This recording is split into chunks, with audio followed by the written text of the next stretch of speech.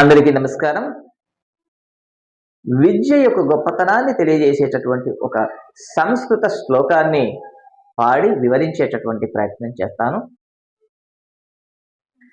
విద్య తదాతి వినయం వినయద్వాతి పాత్రతం పాత్రత్వాద్ధనమాప్నోతి ధనధర్మః తతః సుఖం ధనధర్మః తతః సుఖం. విద్య వలన వివేకము చేకూరుతుంది, వివేకము వలన యోగ్యత ఏర్పడుతుంది, యోగ్యత వలన ధనము సమకూరుతుంది, ధనము వలన ధర్మము చేసేటటువంటి అవకాశము లభిస్తుంది, ధర్మము వలన మోక్షము సకల సుఖాలు సిద్ధిస్తాయి.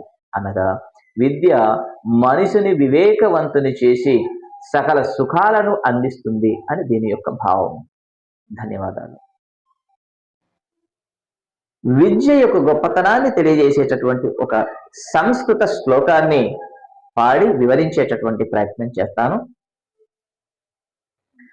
విద్య తదాతి వినయం వినయద్వాతి పాత్రతం పాత్రత్వాద్ధనమాప్నోతి ధనధర్మః తతః సుఖం